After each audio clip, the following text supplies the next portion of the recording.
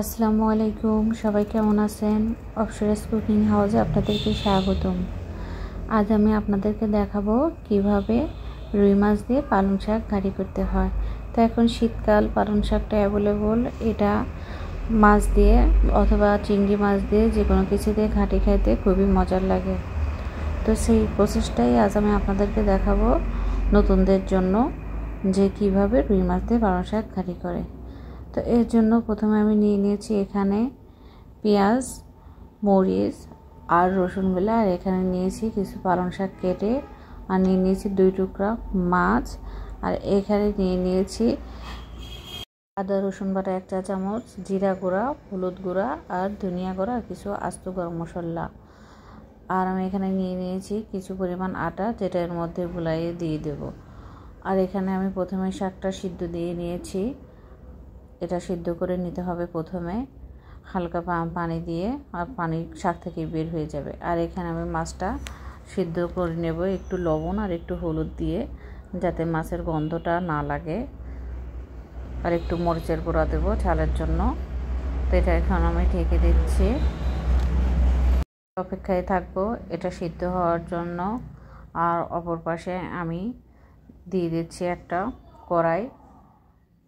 কড়াইয়ে প্রথমে আমি তেল দিয়ে নিব।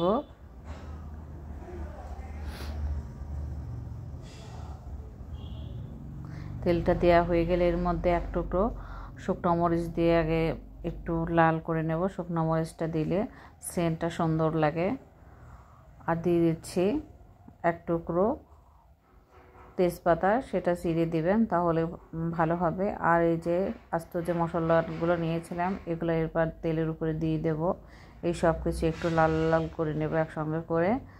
তারপর আমি এখন এই মাছগুলো যে সিদ্ধ করে নিয়েছি সেগুলোর কাঁটা বেছে নেব। কাঁটাটা বেছে দিলে ভালো হয়, তাহলে খেতে সুবিধা হবে। তো এগুলো একটু গরম হয়ে গেলে তারপর এর মধ্যে আমি দিয়ে দেবো এই যে কেটে রাখা পেঁয়াজ, রসুন আর মরিচগুলা। এগুলো সুন্দর করে ভাজি করে নিতে হবে। বাদামি বাদামি ভাজি হয়ে গেলে তারপর আমি এর মধ্যে দিয়ে দিচ্ছি একটু আস্ত জিরা, আর দিয়ে দিচ্ছি একটু কালো জিরা। তাহলে তেলের উপরে এগুলো দিলে স্মেলটা ভালো আসে। তো দেখতে পাচ্ছেন এগুলো প্রায় লাল লাল হয়ে এসেছে। এগুলো লাল লাল হয়ে আসলে তারপরে এর মধ্যে আমি দিয়ে দেব ওই যে সিদ্ধ করে বেছে রাখা মাছগুলো। এখন এইগুলো তেলের উপর সুন্দর করে নাড়াচাড়া করে একটু ভাজি করে নেব, তাহলে মাছের কাঁচা গন্ধটা থাকবে না। কাঁচা কাঁচা একটা যে গন্ধ থাকে, এটা তেলের উপরে সুন্দর করে ভাজি করে নিতে হবে। আর না হলে ওই পরে শাকটা দিয়ে দিলে এটা সুন্দর ভাজি হবে না। তো এর মধ্যে আমি একটু লবণ দিয়ে নিচ্ছি। লবণ দিয়ে দেখতে পাচ্ছেন আমার মাছগুলো সুন্দর ভাজি হয়ে গেছে। এখন আমি এর মধ্যে দিয়ে দেব সিদ্ধ করে রাখা শাকগুলা। এখন এই সব কিছু একসঙ্গে নেড়ে নেব, মিশিয়ে নিব। তো দেখতে পাচ্ছেন মিশানো হয়ে গেছে। এখন আমি এর মধ্যে দিয়ে দেব ওই যে বাটা আর যে গুঁড়াগুলো রেখেছিলাম ওর মধ্যে পানি দিয়ে গুলিয়ে এখন এর মধ্যে ঢেলে দেব। তো সবগুলো দেওয়ার পর এখন আমি যে আটাটা রাখছিলাম সেটা পানি দিয়ে গুলিয়ে এখন এর মধ্যে দিয়ে দেব, তাহলে ঘাটিটা সুন্দর মোলায়েম হবে। আর এই আটাটা অনেকেই দেয় না, তবে এটা না দিলে আমার মনে হয় দেখতেও ভালো লাগে না, খেতেও অতটা ভালো লাগে না। তো আমি এগুলো দিয়ে সুন্দর করে চামচ দিয়ে সুন্দর করে ঘেটে ঘেটে নিব। দেখতে পাচ্ছেন আমার ঘাটি প্রায় হয়ে এসেছে। আর লবণ হয়েছে কিনা সেটা এখন দেখে নেব।